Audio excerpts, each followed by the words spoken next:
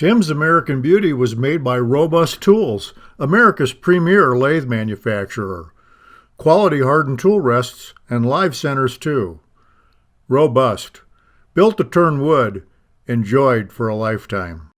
Thompson Lathe Tools. Welcome to a new level of professional wood-turning tools. Made by a woodturner, for woodturners.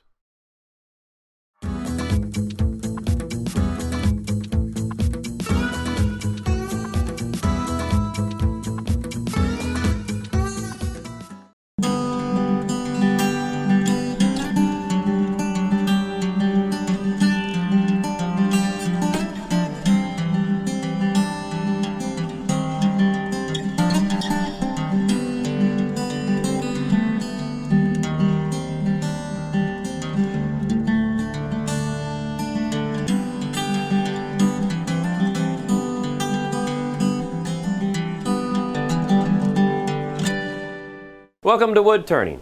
Don't you just hate those people on YouTube who do the trendy things, get what the fad is for the moment just so they can get cheap hits on YouTube? I do too, because we're into art, we're into craft, we're into super fun fidget spinners today. I can't even say the word, but it's so trendy. But I've been watching these things on the internet for a while and it's just going crazy, and I thought, well goodness, a woodturner can make something like this, right?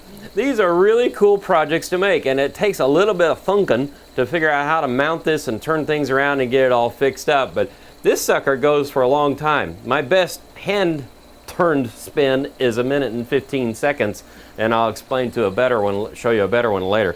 But anyway, what we're making this thing from is a beautiful piece of Bubinga, because it has a lot of weight. And then I used ebony here for the spinner covers. This is covering a bearing, but we're going to be using Cocobolo for the show we're doing today. So I am frugal, as you know, and I've had this laying around the shop for quite a while, and it was a glue up I had to make a cup out of, a mug, which I never got around to, so it was even taller. So I split it apart, and that's what we're going to be using. This is 2 inches thick and 4 inches across. You have to make sure 4 inches is probably the maximum you want, because you have to think about this. Your fingers go here, you got to have a gap right here so you can spin these things. So people with really large hands can make giant ones, and people with smaller hands might make just something a little bit smaller. And then that's all the Cocobolo we're going to use, probably about that much right there. So this is about a 1.5 inch by 1.5 inch, and we're going to make a little button out of that. But the most important thing of the whole thing is, do I have one in here? Is the bearing. And let me see, is this one open already? Nope, let me get some scissors. These are ceramic skate wheel, oh it is open, ceramic skate wheel bearings. And all the white is ceramic material. Inside are regular steel ball bearings. These things are ultra smooth. I can actually take this with my finger and see it spins really well. So these are expensive, really expensive. If you try to buy them on this side of the pond in the US, these can be up to $25 a piece. Like I said, I'm frugal, and since I'm experimenting with this, I went on eBay and searched and finally found a power buyer or power seller, and I got these for just about $5 a piece. Now that's really cool. Now yes, you could probably go out and buy yourself a pre-molded plastic spinner for $5 if you want to, but making one is so much more satisfying, because these little suckers will spin and give you hours of fidgety enjoyment. I have a funny story for you while I'm setting this up. I took the fidget spinner inside to show my wife, because she was like, what the heck are you making? So anyway, I started spinning it. Next thing I know, I got this giant nose coming up my butt practically. Our German Shepherd Dooley decided that was the most interesting thing he's ever seen in his life, so we shot a little bit of video of him. I was putting it on the night table, and it started freaking him out big time. He started getting big boy on it. He wanted to eat it. As a matter of fact, some of the finish on this has been rubbed off because he got a little slobbery, because I only used oil and I didn't get enough on it yet. Anyway, Dooley was definitely impressed by it. So I'm probably not going to play with that in the house too much, or I might lose a finger. He's a good boy. He wouldn't do anything like that. So anyway, I've got this mounted between centers here, and the first thing I'm going to do is just round out the blank, and then we're going to put a tenon on once I do that. Start her up. Now this is going to be kind of interesting because I got a little piece of ebony here on the end, It's going to come flying off in a second, because that was my spacer when I made this thing for a cup. So I've got the bevel rubbing, and I'm just slowly shifting my weight towards the tailstock. And I'm taking my time because Bubinga is really, really tough wood. There we go. Okay, I got a little vibration, so I'm still not rounded out. So when you have a 4-inch disc, you're probably going to lose about a 1/4 inch in the process on this, which is good because I haven't messed with it that much, but I don't know if the width of the disc makes a huge difference on how well this spins, if smaller is better. So that looks good there. So I'm going to take a parting tool now, and we're just going to cut in to make a recess for the chuck jaws. You ride the tool on the wood and let the bevel come down like so. There we go. And since Bubinga is so hard, I'm only going to make about an 1/8 inch tenon here so I don't waste a lot of the wood. So there we go. That's all the tenon I'm going to make right now. And I'll get my fun little tenon tool, trail it, and bring it in here, and I'm going to cut up and in. And I'm going to make the tenon shape right there. Do that one more pass to get it real clean. Okay. There we go, and now we're ready to put this in the chuck. Okay, we're mounted in the chuck now, and I just want to round this out again just to get it straight as possible. You can see I have a little bit of an angle going there. I'm not sure where that came from, but it doesn't matter actually because I only need just a little bit of this to be straight because we can make 3 fidget spinners out of this blank of wood. So I'm just going to prep for one here, but I do want it to be kind of smooth. So the next thing I'm going to do is I want to drill a 22mm hole all the way through because this thing is apparently 22mm around, or pretty doggone close to it. And I couldn't find a 21.5mm to make a jam fit. So I've got a Forstner bit mounted in my tailstock, and it's got the Jacob's chuck holding it right there. So we'll just take this whole thing and bring it up here, and we will slow the speed way down. Now one thing is, when I made the 1/8 inch tenon, that was kind of important because, I'll stop the chuck real quick. You can see the big gap here. My tenon is only this deep. So I've got this much space before I hit the bottom of the jaws. So that gives me a little bit of forgiveness when I take this bit in case I go all the way through. That's a good thing to remember because you do not want to drill your chuck jaws. They're tough. So anyway, we'll feed this in. And this is a self-feeding bit, so I really don't have to worry about clearing the chips unless they stop coming out. And I'm going to get this far and still kicking them out. And there's going to be a little give here, so I'm not going to run through real fast. And I'm trying to watch through here to see them pop off on the other end.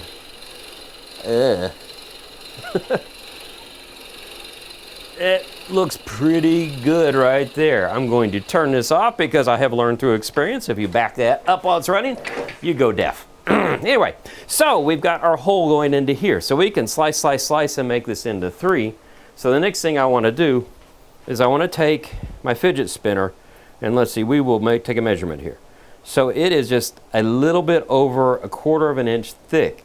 So I probably want to make 1/2 inch marks. That gives me room to do parting cuts and things like that. So we'll go ahead and turn this on. Rest this here.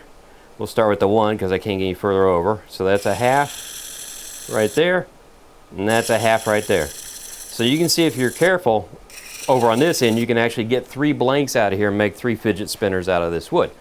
So cool. Now we'll pick the speed back up. And we're going to get ready to work on this end.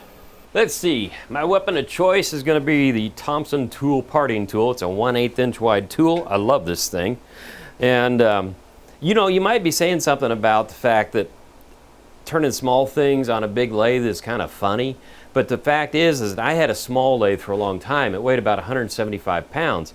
And I spent most of my time turning like this, walking across the floor. Anything I put on there that was out around, even something as small as this, that thing wanted to walk. I put bags of play sand on it, things like that.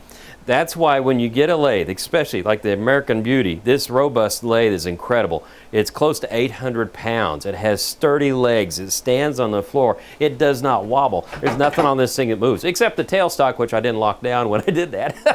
There, that's what I did. But anyway, but the thing is solid as a rock, and it is awesome because I built this shop and the floor is crap on it, but this thing levels itself to where it's beautiful. It's really nice. But anyway, big toys help you work on smaller pieces because they're so steady, so firm, so solid that the vibrations are gone, the little things that bother you are gone. Once I got on this lathe, after turning on a little lathe, it's like, oh my gosh, I didn't realize I knew what I knew. I really thought I was a bad turner, but I realized I had the skills, I didn't have the right equipment. So anyway, the first thing I want to do is part into here, and I just want to delineate my edge of my fidget spinner. So I'm only going in about, I don't know, it looks about like 1/4 of an inch. That's the max I want to go, or I'll get a catch if I push this thing in too deep. So anyway, I want to go ahead and take, where is he? Here's my bowl gouge. And I'm just going to do a pull cut here and round this edge a bit. Now I would have to normally come in here and clean up this whole face, but this is perfectly flat. It was already sanded, so I'm good on that, so I don't have to straighten that out at all. So I'm just doing a pull cut here with the edge pretty flat. I don't want to stick it up too high or I'll get a catch. But you have to understand this is a bowl blank orientation, so I have end grain coming towards me, so by pulling this way I keep a better surface on the wood.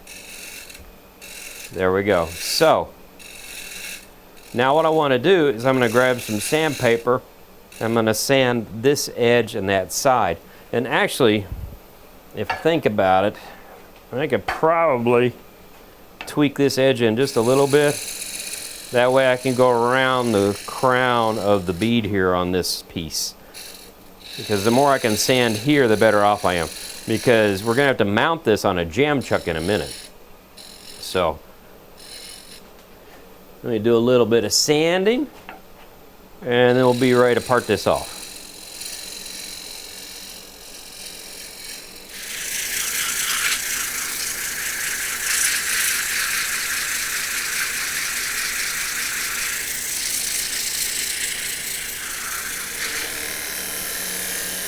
Now we're just going to take nibbles of wood here and part this down. I am not going to part it all the way off because I don't want this flying off the lathe and breaking or scratching anything or hitting me or something like that. All right. Okay, that's good enough. You don't want to go less than vertical or horizontal on this thing and get in trouble. I'm going to grab a saw and that's how we're going to get it off. E-O, E-O. So just going to saw, ooh, wait a minute. It's a little better. I wouldn't want to go through my tool rest. Anyway, saw this all the way through. It goes pretty quickly. And you can actually see the teeth through here as it goes through the hole. I need to hang on to this, but I'm going to wait till those teeth disappear. Don't ask me why I know that. It's a good idea to do that. Okay. Well, so much for not dropping it off the lathe. Anyway, that's it for part one. Go over to part two and I'll show you how we're going to reverse this and do this side. Tim's American Beauty was made by Robust Tools, America's premier lathe manufacturer.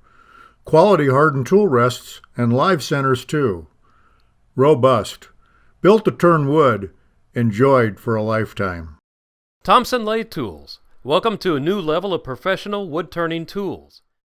Made by a wood turner for wood turners.